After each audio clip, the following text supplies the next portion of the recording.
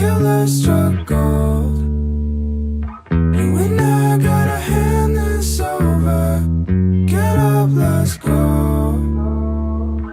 Throw it back, pop it like some soda. I don't know how the fuck to start this video because I ain't wrote a script for this. So just a disclaimer before the video starts, it's not scripted at all. This is just me talking about this shit because I didn't want to be super nerdy about it. I ain't want to make this like a 20-minute long video, even though that might be how long it ends up being. I have no clue how the fuck this is gonna turn out or what's gonna happen. But yeah, this is just basically top 20 albums of this year. I was gonna try and sneak in some shit from like late last year, and I was actually gonna extend the deadline for like when the fuck the shit comes out to like the 18th, but then I remembered like winter break's coming up and I probably won't have any time to finish this video for the new year, so I'm doing it now. But yeah, this is my top 20. I got 10 honorable mentions that didn't make top 20 but I think are like equally good or just like could have been top 20 but just weren't. But yeah, it's basically the meat and potatoes. This is unscripted, it's about to be whack as fuck, but I don't really give a shit. Yeah, here's top 20. I don't got no transition, so we just about to go into the next one, so here we go.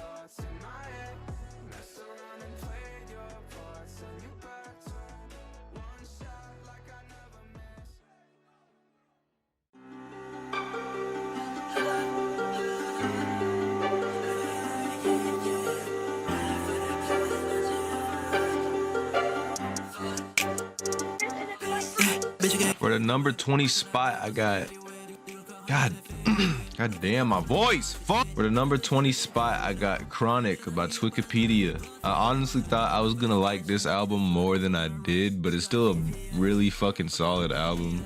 It's good enough to be up at top 20. I honestly think Twikipedia is probably one of the best producers that are out right now, even though he mostly only produced for himself. He's got a few songs with other people that he like produces for, but for the most part, it's just him. I think he really has an interesting producing style, and I really think that he's got a lot of ideas that he can execute very well. He's got good samples when he wants to. He can make a beat go hard. He can make a beat go soft, pause. He's just an all-around package, especially with his vocals. I think his vocals are actually really good, and I think the stuttering just add a bit more character to it. Pretty much any Twikipedia song just sounds good. I think the highlights of this album are honestly like pretty far from the mid of the album or the lowlights of the album. Songs like War and Swear to God are fucking absolutely insane, especially the Hey Guapo feature. I think he snapped on that. And then songs like It's Not What I Have. I would have liked to see a lot more of that on this project. I think Twikipedia can really make a good singing song. Songs like Mess and songs like Inferno are some of my favorite stuff from Twikipedia, and it's kind of sad that there wasn't a lot of that on this record. But regardless of if it was, there's still a ton of bops on this project, and I would definitely recommend it if you're into like kind of the hyperpop glitchcore kind of thing. There's a motherfucker at my door, bro. I swear to God. I ain't need no background noise right now. But yeah, this album is solid. Number 20. Give it a listen if you haven't. That's pretty much all I gotta say about it. It's just solid overall. Good production, good vocals, good everything. Nascar Aloe, aka Demolition Derby Agua Fresca. Oh! Yeah! Fuckerhead. Alright, this NASCAR record is kind of interesting to me because I feel like when I first heard it, I didn't like it at fucking all. Like, of course, there were some songs on it that I was like, oh yeah, that shit's pretty good. But when I first heard it, I was very like, I had mixed feelings about it. As I've listened to it and just like keep playing it since it came out, it's actually really fucking good. I think this album is honestly kind of innovative, at least in the style of NASCAR. He's just got a sound in this like kind of trap metal, kind of grungy trap style that's just like all his own. His production is always just something that you've never heard before. All these songs are just gritty, and his voice is just makes it pop that much more. I really do think Nascar Aloe is probably like one of the spearheads of this kind of underground aggressive trap scene. I think when people think to trap metal and stuff like that, obviously they're gonna think of like somebody like Scarlord, or think of somebody like maybe even like Kamiyata or somebody like that. But I feel if you take a look at the scene currently, Nascar Aloe is probably one of the only people there who's actually like staying true to the style. All the songs on this thing are so good, honestly. There's a few that are kind of iffy for me just because I don't like his British accent, but I do think it's really original. I think everything on here is quality, at least in terms of like aggressive trap. He's got a diverse voice. He can rap, he can scream, he can sing sometimes. And yeah, it's just overall a good project. Go listen to it if you're into the aggressive sort of rap, aggressive sort of screaming, aggressive everything. Yeah, shout out Death Proof.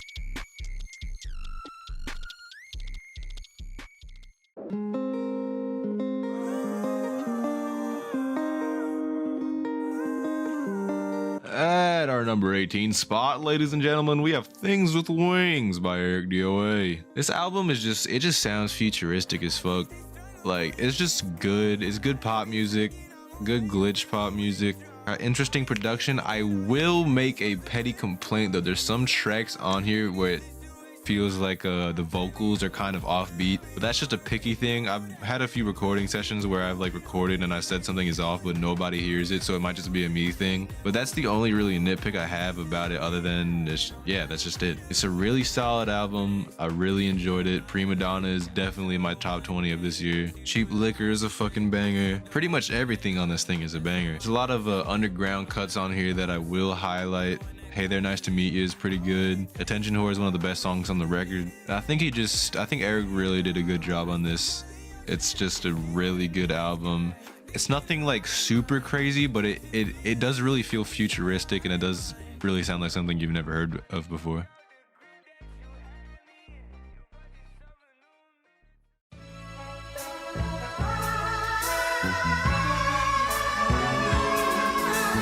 All right, next, this one is kind of a strange one. His Happiness Shall Come First Even Though We Are Suffering by Backxwash. I've tried to listen to this guy a few times. The first time it was the I Lie Here Buried With Whatever the Fuck, and I couldn't really get into his voice, and that kind of turned me away from the record immediately. I didn't even give it a try after it, but I gave this one a try, and it's really good horrorcore.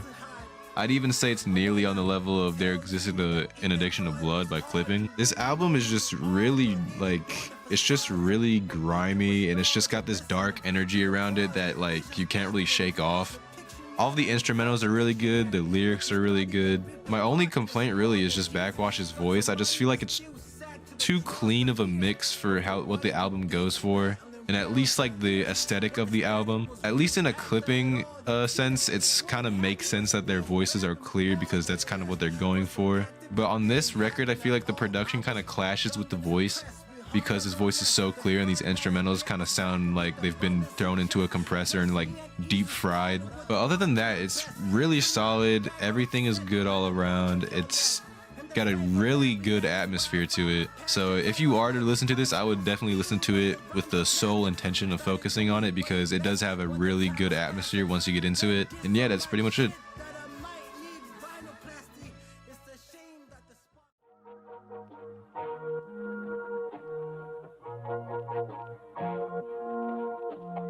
Next up at the number 16 spot, we have Wasteland by Brent Faiyaz. I have no clue if I'm saying that right. I literally just was looking for albums to put in spaces, and I saw Wasteland and I was like, okay, I've heard a lot of people in my area talk about Brent Faiyaz. Wait, hold on. I swear I've heard people say that he's from the DMV. I swear he's from the DMV.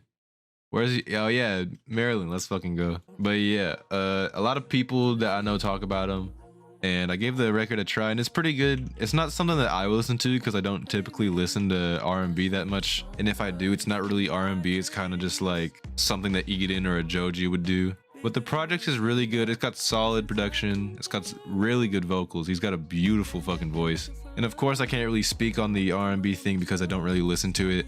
But the cuts that I did like were pretty good. The ones that I didn't like were just boring to me, just because, you know, it's R&B. I don't really like. I like to turn up when I listen to music usually, but I'm not gonna knock it just because I don't like that specific genre. I think it's a really good album, and it's just solid vocals. Honestly, his voice is really fucking good. So yeah, that's number 16. Knock, knock, knock, loud knocking. Good weed, Coming in at our number 15 spot, we have Love for Rent by Smino. This is the same case with Brent Faiyaz in the sense that I don't really listen to R&B that much, but I did like this record a lot more than Brent's record, purely because there's a few highlights on here that I think are like above the highlights on Wasteland. I think No L's is a great opener to the album. 90 Proof is pretty good, even though I'm not a J. Cole warrior. There's this one song that's kind of towards the end. I forgot the name of it. It'll be on screen because I'm pretty sure it's in my top 3 favorite songs. But it just hit. Yeah, there's just a lot of this album hits. There are a few ones that didn't hit, at least for me personally. For me, it didn't hit that much. But I will say this album is pretty good. It's pretty good. I wasn't feeling Smino at first, but now I'm regretting not getting jaydes Smino tickets because that would have been a pretty good show. But yeah, that's my opinions on that. Next one. Fuck.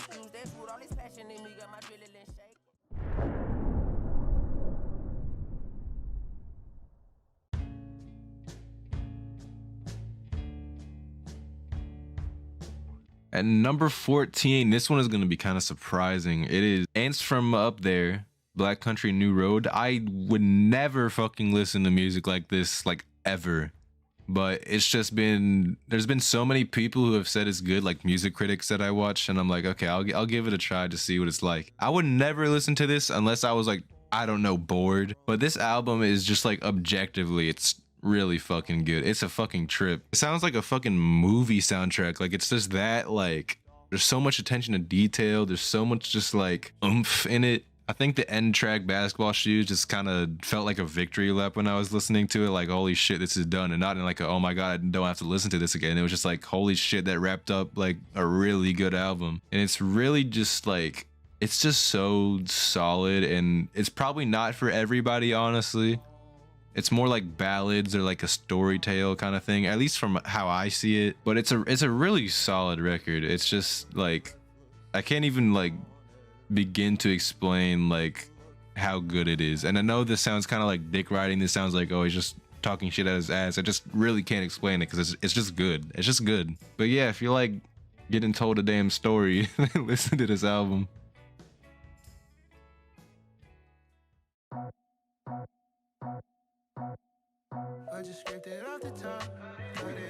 At number 13, we got It's Almost Dry by Pusha T. I don't typically listen to the lyrical miracle spiritual, even though this is probably nowhere near considered lyrical miracle spiritual. I just don't like rap, pretty much.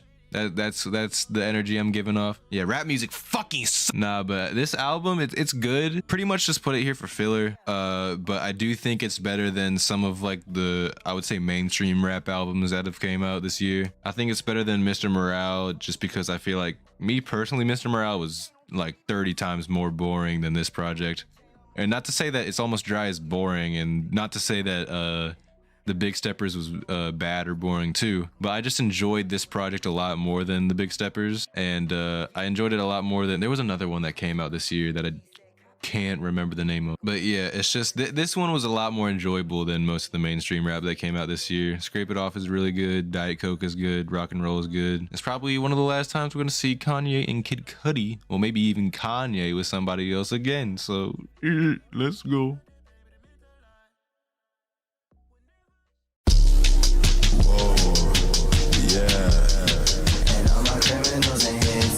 At the number 12 spot, we got a mixtape. We got SoundCloud gem right here. Is this on SoundCloud? It might not even be on SoundCloud. No, it has to be on SoundCloud. There's no way. How did I even find Quinn? Where the fuck is your goddamn set? There it is. No, there's no way this shit ain't on here. Ain't no chance. No, did it come out before? Hold on. Yes, okay, it's on. We got it.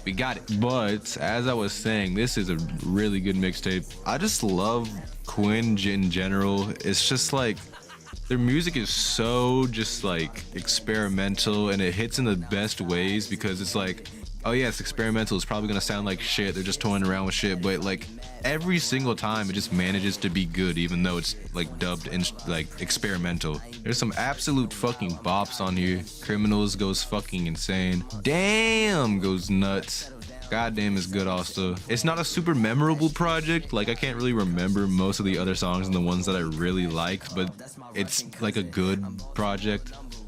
regardless of it not being like I can like memorize every single song. It's just very creative. I think all the melodies on there are good, they're solid. All the instrumentals, while maybe seeming bare bones for some of them, are just the vocals and lyrics on them just complement it, and it just kind of sounds like a kid just like playing around, just seeing what he can do, and it just sounds amazing no matter what they do. But yeah, this album is good. Listen to it if you're into the experimental shit. Yeah, that's about it.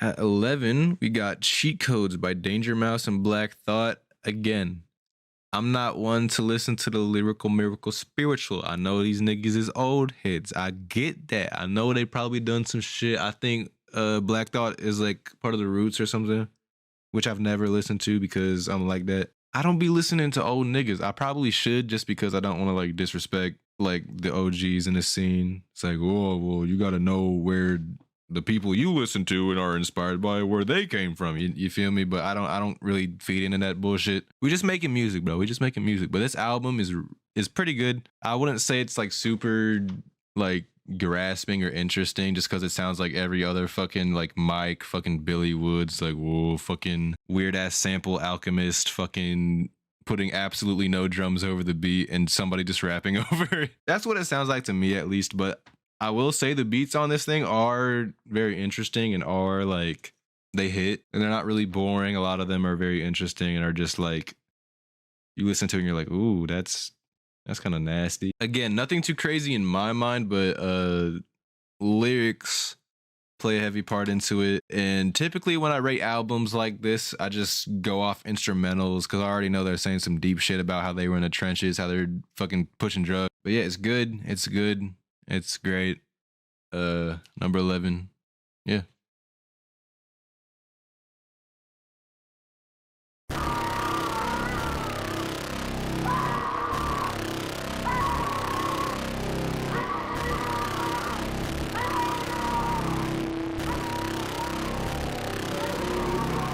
At number 10, we're in the top 10, and this next one is gonna piss a few people off. But at number 10, Analog Horrorcore by DIRTYBUTT. And I will just say this now, I defend this record with my entire life force. This record is just so fucking good, bro. Like, it's not even funny how good this is. The idea is creative, and in my personal opinion, it's executed flawlessly. I think he really just nailed the fucking gnarly kind of aesthetic of like an analog horrorcore type of album. The lyrics are scary, they give you a shiver down your spine. The beats absolutely fucking break your eardrums, but I fucking adore that. Songs like Kill My Ops are literally perfect for mosh pits and live setting. Even though some of the lyrics could be ignorant, like a Mary Poppin' Pussy, it's just Molly Water. But I do think that this album is executed in a way that is like, if this ever happens again, this will like, it'll be really good, because I think this is a good prototype to start with because it's already like fucking amazing.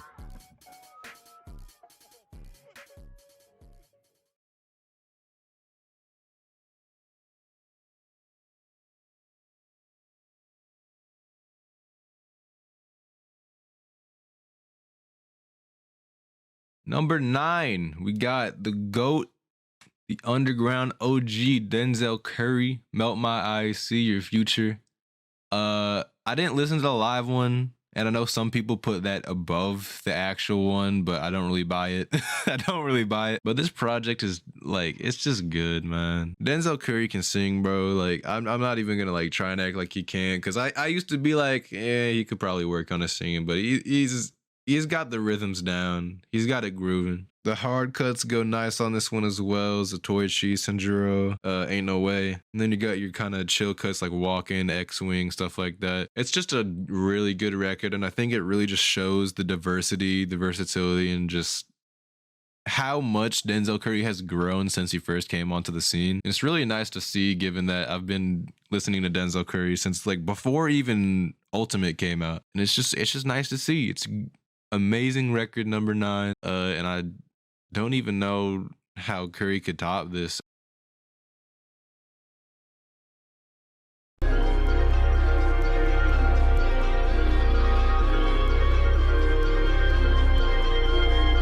At number 8, this is kind of a cheat because I'm including both an album and an EP, but they came in like not even 6 months from each other, so I'm kind of justifying it, but this is kind of a cheat. But it's 808 Speaker Knockers and Slatty Dawn by Hardrock. I know a shit ton of you probably don't know who this guy is, but this nigga is underground. Like, I mean, he's like got 100K listeners underground. This isn't like a super like deep record, I'd say. There's definitely a few deep lyrics scattered in somewhere, but for the most part, it's just a turn up record. It's just good vibes. Pretty much every single song on 808 Speaker Knockers hits. There's a few misses on Slatty Dawn, but the highs of Slatty Dawn and the highs of 808 Speaker Knockers are just pure fucking euphoria. Muscle Man gets me hyped every time on 808. Feel Alive gets me angry as shit on Slatty Dawn. It sounds like God's hands just make me feel inspired. It's like, it's just good, man. It's just good fucking music from Hardrock, and I really want to see him get signed to Opium. I feel like that would be a really good Opium edition. I think he's got a really good ear and a really good choice with beats. But yeah, give it a chance. His voice kind of takes some getting used to. I know that a few people that I've showed him to, they didn't like his voice, but I think his voice is another thing that just makes it amazing. But yeah, it's good music. Go listen to it, please. Feel Alive, top 10 songs of the year. Yeah.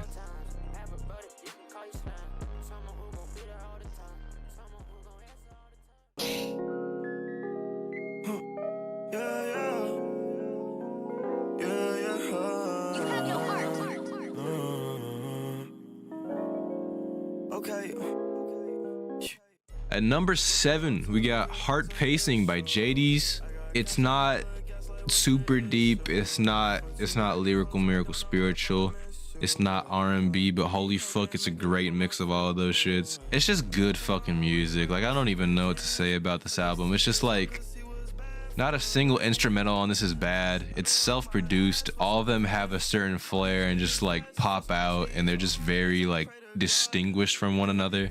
Of course, you could all just like genre bend them and just be like, oh yeah, this falls into like plug and B or some shit like that.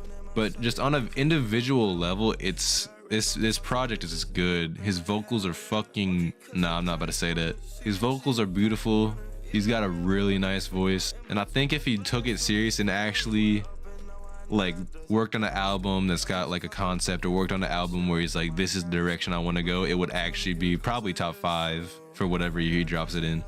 Because this record is number 7, and I would consider it a mixtape, because this doesn't really sound like super serious. It's just like a bunch of songs that he made. It's like, all right, I'll throw it into an album, call it an album, you know. But goddamn, this thing is so good, bro. Got me singing along whenever I listen to it. So if you fuck with that singing shit, if you fuck with some nice trap beats, go listen to this bitch.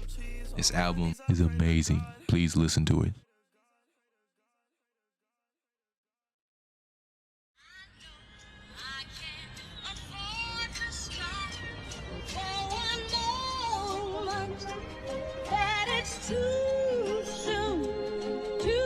Number 6, we got The Forever Story by JID.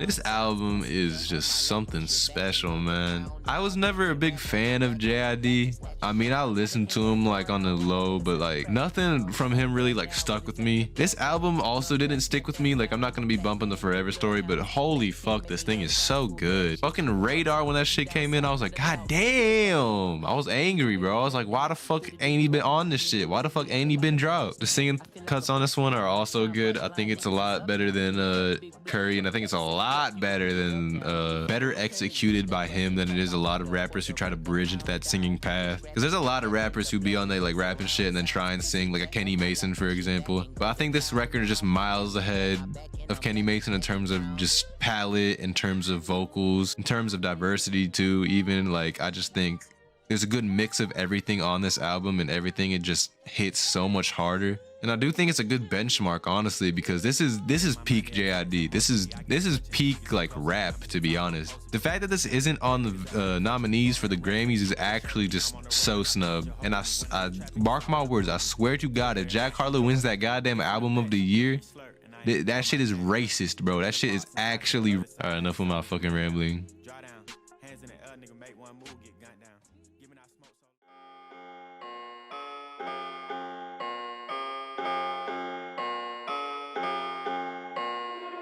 All right, we in the top 5 territory. But I want to remind you guys, subscribe, please. Come on, bro. I'm close to a mil, bro. A mil? What the fuck am I on? Nah, but I'm close to 1,000 subscribers. I don't know what I'm gonna do for a 1K special, but if I get that monetization, I'm gonna be happy. I don't want to do this because other YouTubers do this sometimes, and I fucking hate it because it's like, oh, it's up to me. Give me money, you know. But if you've gotten this far in the video and you actually like watched it, I really appreciate you. And I'll make it worth your while if you subscribe. I got them concert videos. I got them gaming videos. I got potentially more music review videos. You feel what I'm saying? But yeah, if you got this far and you don't mind subscribing, just go ahead. Also drink some water.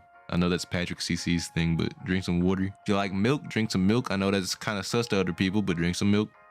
Get a damn beer, get a damn Kool-Aid, get a damn what the fuck do people be drinking these days? All right, anyway. Next, at number 5, we got Running As Fast As I Can by William Crooks. This is just like a white JPEG Mafia.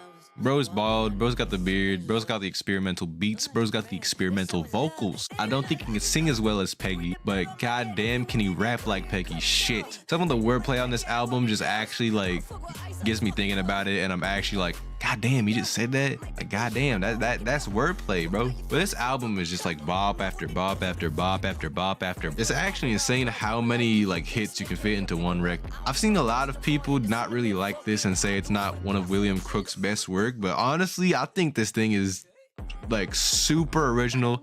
It's super good. The vocals are amazing. The beats are amazing. Of course it's gritty, and that's what comes with experimental hip-hop and shit like this, but it's just overall quality that's just like, holy fuck, how did he make this, bro? Some of the ideas on here is just so far out, and some of the like concepts, like Drive It Like You Stole It, it's just a fucking song about like getting into a car crash pretty much. It's just good. It's just like, I don't know what to say, bro. If you like JPEG Mafia, if you like experimental shit, if you like rapping, if you like that lyrical, miracle, spiritual shit, listen to this album because you'll get a lot of everything in that shit.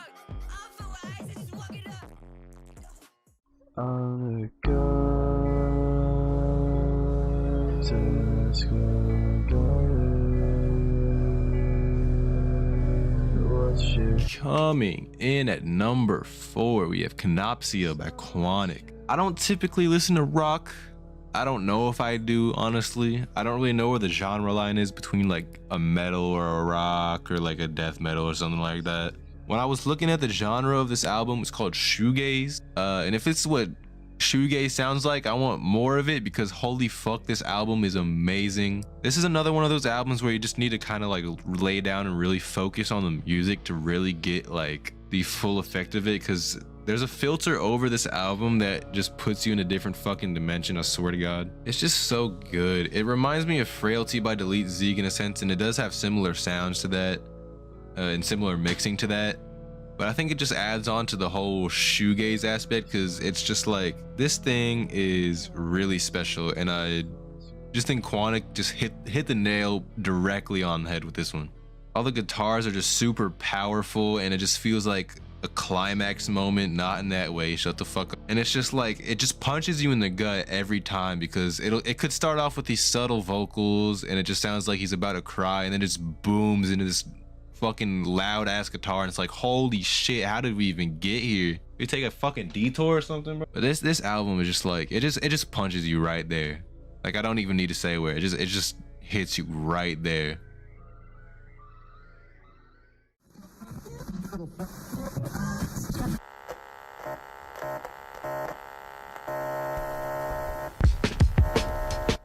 You fucking bitch, Quinn. I swear to God, if you keep making good music, I'm about to fucking swing on you, bro. This is the second album by Quinn in the top 2, the self-titled one. I like this one a lot more than I'm Going Insane, purely because it's a lot more, I don't want to say mainstream, but it's a lot more polished. Everything on here is very, very smart, I feel like. That's the only way I can like describe it. It's just smart. Every track just feels like it belongs. Every track just feels like it's in a collage of just like music and just random fucking samples that Quinn found. Two Door Tiffany's a fucking bop. And then you get the songs like I'm in Your House, or is it I See You? I think it's called I See You. But it's literally like no instrumental. It's just him saying I'm in your fucking house, nigga. Sounds like American Freestyle again, no beat, but it's just it's just nice. It's just like, ooh, ew, he said that. Ugh. She said that. I don't know what the fucking pronoun. Nah, but they snapped on this shit. Quinn, if you are listening to this shit, please make more music.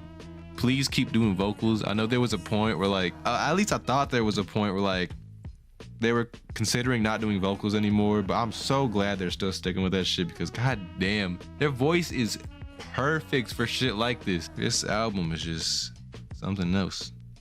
It's Peggy, but with but with Drake. All right, number 2. Let's get into number 2.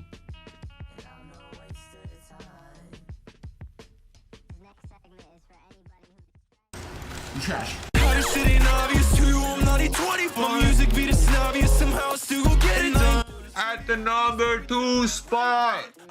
I sound like a fucking like YouTuber, bro. Like an actual like YouTuber who like makes videos for kids. What the fuck am I doing? At the number 2 spot, we got Hypochondriac by Brakence.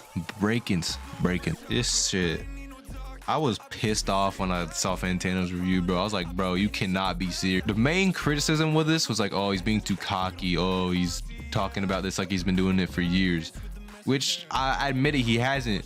But this album turned out like he's been making music for his entire fucking life and more, bro. This sounds like Jesus if he wanted to make a fucking glitch pop album, bro. I'm not even kidding. This album is just so good. His voice just makes me want to fucking nut. Nah, but this album is just, it's just special, man. All the transitions just are seamless and they're so creative, and it's just like, how the fuck did he make this, bro? Like, I get, yeah, 3 years from a break, 3 years from Punk 2, I get it. Yeah, he took time off, but like, really, bro? You could make this good of an album in that much time? I feel like it would at least take like 4 more years or something. Every instrumental on this shit is just like powerful in whatever way it needs to be. Songs like Caffeine just fucking punch you. They want to get you jumping, they want to get you moving. But then you got songs like Deep Fake where the beginning is kind of soothing and it's just like, oh fuck, I want to like cry, this shit is sad as hell. And then the fucking drums come in with the Deep Fake and you're like, oh god damn. But this shit is just solid, bro. It's just so good, man. If you don't like glitch pop, I think ericdoa said it perfectly. It's like this album will bridge the disconnect between like normal pop and like glitch pop and the hyper pop scene and all this like weird kind of niche versions of pop that not a lot of people listen to. If you like this shit, why don't you slowly ease into this and then move on to other people, because there's so much that people who listen to pop and not this are missing out on. And I think that Brakence just he snapped on this shit. He snapped on it. His vocals are beautiful. Production is top notch and amazing. It's actually incredible what he's able to do on this thing. And it's just like, this is not a 5 out of 10, Fantano. I'm sorry. This shit more like a 10 out of 10, bro. This shit is actually insane. Well, there's one album above this, which I think a few of you might know what I'm talking about. This album is good. Please listen to it if you haven't. No matter what fucking genre you like, please listen to it. It's that good.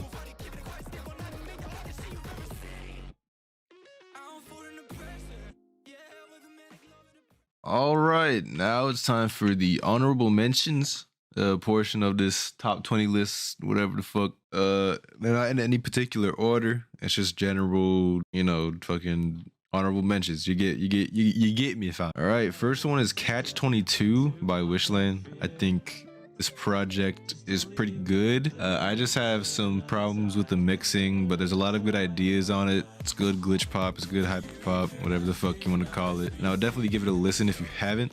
Next is Eden by 525. I'm kind of biased because I'm kind of technically in this group. I didn't make the album last year, but I'm in the group now. And to be completely honest, it's actually really good. I re-listened to it a few times, and the beats got a lot of personality. The people got a lot of personality.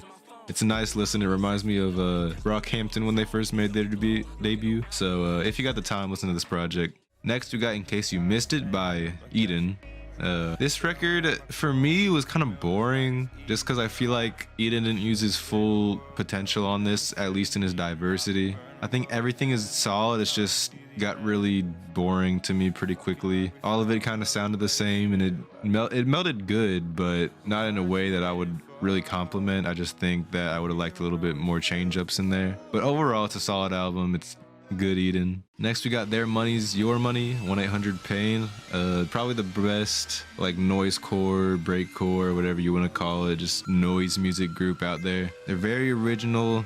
They're very creative in how they execute their things. They're very catchy as well, which you don't see that much. They got some good vocals on there. So if you're into that kind of noisecore, kind of breakcore-esque music, definitely give them a shot if you haven't. Next is Saint Anger by Rural Internet.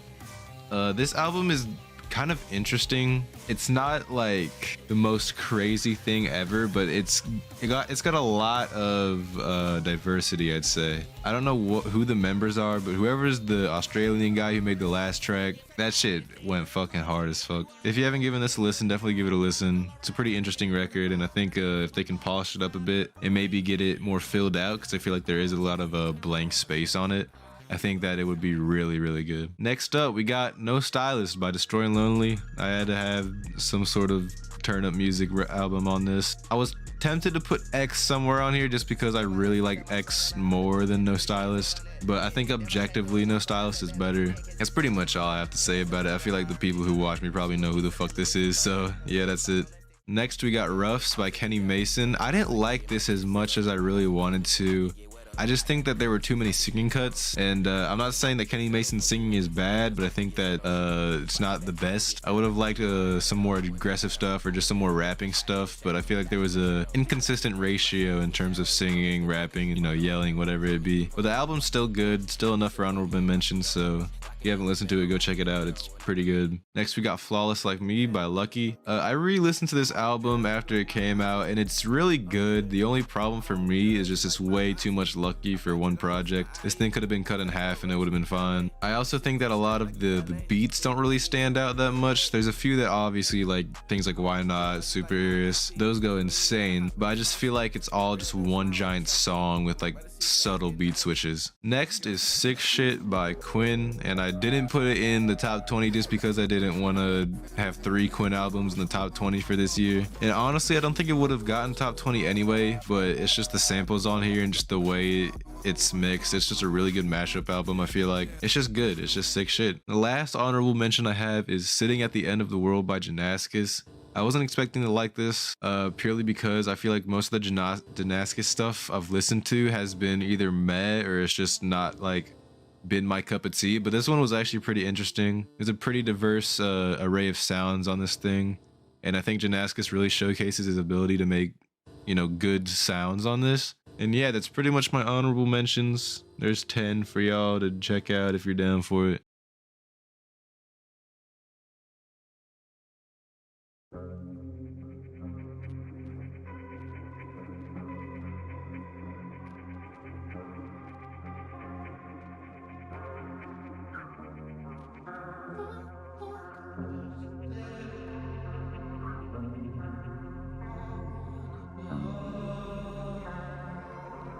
And here we are. We done the victory laps. Gone through 20 through 2. 20, does that make sense? 2 through 20. We went through them honorable mentions. I hope I remember to put that in. Did the laps. We got here, number 1. And if you know me, you know what it is. And you could probably infer from the thumbnail. I was thinking of sneaking in a few albums that aren't on this list in the thumbnail, but I don't care. Number 1, we got I Didn't Mean to Haunt You by Quadeca. And this album is just everything that can be good in like music, pretty much. I just think this thing is just like auditory art at its peak. Like this album is just, whoa, it just hits you emotionally. It just hits you in every way possible. It's just like you're being attacked for a straight like 57 minutes. And not to even mention the visuals that are accompany this album. If you've watched the movie or even just watched like the videos for Tell Me a Joke or Born Yesterday, it just adds another layer to this already just like flawless album. There's very little I can say about this album that like takes away from it. Like I know there's a few people out there who have nitpicked at this album, but they still think it's good, but have like drawn out these tiny things about it.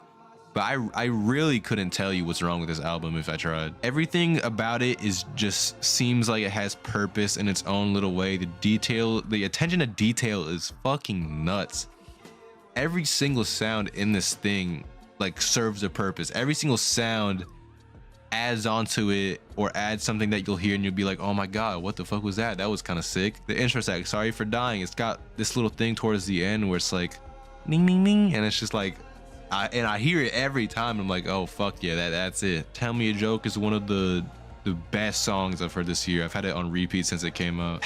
It's I don't even know what to say about this thing, bro. It's literally an indescribable feeling going through this. Tell Me a Joke, the climax of that song just makes you want to like either break shit or just break down in tears, because it's fucking like, oh my god. Songs like Picking Up Hands are just soft ballads, and it's just like, oh yeah, I feel like I'm floating on this bitch. I'm not even the one singing this shit and I'm floating. Like, how does that even? Born Yesterday is definitely one of the singles of the year. I definitely think it's like definitely top 10 songs. Definitely, it just feels like a movie soundtrack, and it honestly is, because listen to the guy, look at the goddamn movie video. Songs like House Settling, oh my god, don't even get me started on that. Danny Brown is a genius. That's all I gotta say about House Settling, honestly. And the instrumental to House Settling too is like, oof. The piano towards like the midsection towards the end just hits on another level as it builds, because it's like this constant energy that just builds up in your stomach. You're like, oh my god, I'm gonna fucking have a stroke. Knots is probably my least favorite. I do think it's a lot better live though, and I know y'all eating that shit up. 24k views in not even a month, bro, thank you. But Knots just is like, it makes you want to like snarl your fucking teeth, even though we don't have fucking like pin teeth. We're not fucking wolves, bro, but I want to growl when I hear that shit. I ain't no freak, bro, don't get it fucked up. You got Fractions of Infinity, which is a really, I consider Fractions of Infinity the ender, because I think Cassini's Division is kind of just like the lore part of the album. But it's like everything on this album is just meant to be there. The way it's structured, there's little sounds that you might hear or might not hear. The visuals add so much more to it. His vocals are amazing, and I really like how they're mixed differently throughout the album, and I think that adds a lot more personality and a lot more to the story of the album too. It really is just like a movie in song form that you can listen to, and it's just a trip, and you can just get invested in the story, because this is one of the few albums that like actually has a like proper story to it, and it is so good, and it is just, I don't know how Quadeca could top this after it. Like, of course, there could be like, oh, you could think of another concept, but I think this won't be toppled for a while. Like, this is in my top 10 albums of all time, and it's probably not gonna exit it for a long time.